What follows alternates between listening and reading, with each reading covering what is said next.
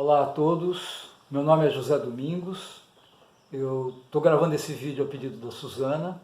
Eu sei que vocês estão aí num processo de reflexão sobre a realidade brasileira, não sei qual é o alcance dessa conversa. E ela me pediu para contar um pouco da experiência que a gente viveu na época em que fazíamos física, né? Que foi uma época dura e a ditadura começou em 64, eu tinha 14 anos. No começo não entendi muito o que acontecia, mas já sentia o peso que aquilo significava, né?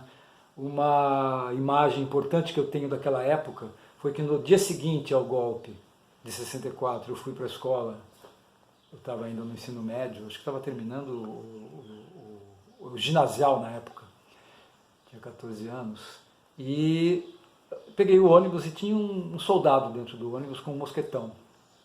Né? E era uma coisa muito estranha, né? Aqueles tempos eram cinzas, isso eu tenho a sensação corporal, né, presente na minha memória emocional, isso permanece. E isso foi se agravando cada vez mais, né? E ao mesmo tempo que a consciência política também foi aumentando. Com 16 anos eu fazia movimento estudantil secundarista e entrei na física em 69, não pude cursar logo de cara, final de 68, né? Eu não pude cursar porque peguei exército, tive que trancar a matrícula, entrei em 70. E tinha já experiência em casa e tudo de irmãos mais velhos que atuavam no movimento estudantil, conhecia um pouco mais das coisas e tinha já uma posição muito clara. Entrei com uma determinação de ajudar na reconstrução do centro acadêmico da física e matemática. Porque os centros acadêmicos foram desbaratados em 68 e 69, né? Muita gente presa, morta, né? Pessoas que tinham optado muitas vezes por um trabalho político mais radicalizado, né? O fato é que a universidade ficou sem lideranças praticamente, né? Mas a gente, logo de cara, eu me identifiquei muito com um grupo de pessoas, de estudantes, que também estavam na mesma perspectiva, e nós fomos reconstruindo sim o cefisma. E o cefisma teve uma importância muito grande na reconstrução do movimento estudantil dentro da USP. Junto com o Centro Acadêmico das Ciências Sociais, nós éramos praticamente os dois centros acadêmicos que atuavam. Só para vocês terem uma ideia, quando a gente fazia reuniões eventuais entre representantes do cefisma e do Centro Acadêmico das Ciências Sociais, isso tinha que ser clandestino, né? Não podia ser uma coisa aberta, porque era proibido, era proibido. Bom, enfim, na época, e cada vez se intensificou mais no período Médici, que culminou em 73 com uma repressão extremamente pesada, naquela época a ditadura botava espiões dentro da universidade, né? Pessoas que eram colocadas lá sem vestibular mesmo, com a função de acompanhar, ver e dedurar quem estava fazendo política estudantil. E nós fomos dedurados, a gente sabia disso, sabia quem era, né? Mas a gente fazia. Então era muito medo, mas muita ousadia também, né? Para lutar contra a opressão que aquele estado de coisas significava e submetia toda a sociedade brasileira, e nós particularmente dentro daquele espaço e dentro daquela tentativa de entender o mundo e se profissionalizar naquilo que a gente gostava, né? A física, a matemática e tudo isso que vocês conhecem. Fomos presos em 73, né? Dia 31 de março de 73, o nosso grupo foi preso, né? O grupo que fazia política estudantil, refletia sobre a realidade, estudava textos em conjunto, fazia o jornal do cefisma, o cientista, programação cultural de teatro, cinema, campeonatos de xadrez. Era divertido e muita coisa também ligada à organização do próprio funcionamento da escola, né? Eu lembro muito bem que eu participei como estudante do noturno de um movimento todo de levar estudantes que estudavam, que faziam o curso na Poli por falta de espaço na física naquela época, e a gente fez um remanejamento dos horários todos na física, e o professor Goldenberg, que era diretor na época, topou topou, a gente fez esse rearranjo e todos os alunos que faziam física no curso noturno e não apareciam na física porque não tinham nem tempo de subir, né, no intervalo, lá eles não tinham nem cantina. Então ficava uma coisa muito estranha, eles lá naquela escuridão da Poli naquela época, a gente conseguiu trazer 120 estudantes que ficavam toda noite no escuro da Poli para a física. Isso foi uma mudança assim, incrível. Isso era política, também era política estudantil na época. Por conta dessas coisas todas, e também, claro, a gente era muito claro na nossa oposição à ditadura, né? Com todo cuidado, mas a gente não escondia as palavras. Mas por conta desta, digamos, subversão que caracterizava a nossa ação lá, a gente foi preso, né? Foi preso, eles tentaram incriminar, associar com grupos armados que existiam na época, não conseguiram, né?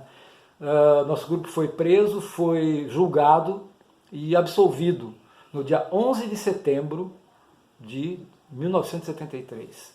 No mesmo dia, inclusive, que houve o golpe no Chile, com a morte do Allende.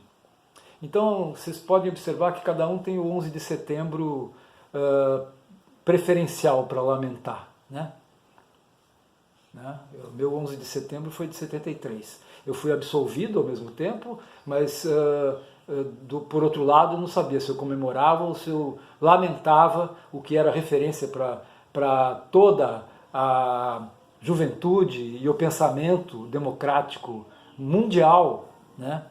E que significava o governo do Allende, que tinha sido colocado por uma eleição legítima e tudo no poder, né?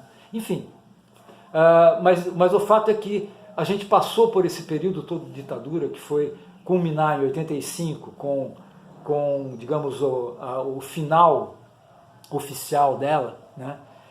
A gente passou por momentos muito difíceis, né? E embora a gente gradativamente fosse ganhando espaços e ganhando mais coragem, a repressão nunca parou de atuar. Só para vocês terem uma ideia, vocês devem lembrar disso, devem saber, o atentado no Rio Centro foi em 79, se eu bem me lembro, né?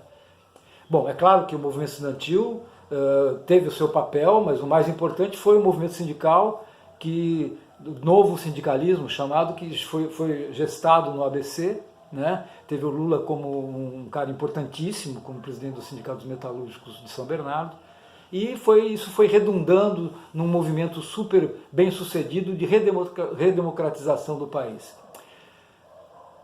Mas o que eu quero retomar, para finalizar esse pequeno depoimento, infelizmente a gente está vivendo uma situação sombria outra vez, né? De novo. E o medo está presente de novo nas ruas, né? Nas pessoas, as pessoas ficam olhando de lado outra vez, né? Com medo de serem observadas, e milícias bolsonarianas se formando e matando pessoas, gritando o nome do cara. Isso talvez seja uma situação até pior do que aquela que a gente vivia naquela época, porque parece que está enraizado em parte da sociedade esse sentimento de que você tem que controlar a vida dos outros, você tem que restringir direitos, né? E isso tudo parece muito legítimo, né? Dentro da cabeça dessas pessoas. Então, o que eu conclamo, de certa forma, né? Todos vocês a refletirem, é sobre a necessidade da nossa atuação. Transformar eventualmente o medo, a decepção, a tristeza em energia para combater e para resistir à nova investida antidemocrática, ditatorial, opressiva que está ocorrendo na sociedade brasileira. E não somos nós só aqui dentro que estamos vendo isso, né? O Brasil está em foco no planeta. Existem dezenas de publicações extremamente conservadoras que estão olhando para cá também com muito receio do que pode acontecer, porque é uma experiência num país tão importante geopoliticamente, economicamente, né? Em termos populacionais, em termos territoriais, em termos de recursos. É um país tão importante do ponto de vista, desses vários pontos de vista, que a ruptura democrática aqui, né, pode legitimar, de repente, uma o fortalecimento da direita no planeta inteiro. Então, vamos pensar com bastante carinho na importância da atuação de cada um, sempre procurando se estruturar coletivamente, suprapartidariamente ou partidariamente, né? E acho que essa atividade que vocês estão fazendo, acho que concorre para esse tipo de perspectiva. Parabéns pela iniciativa e vamos botar força aí, estamos ainda nas vésperas de uma eleição muito importante, né? Então vamos votar com bastante responsabilidade para que a democracia possa continuar sendo construída nesse país. Até mais, obrigado.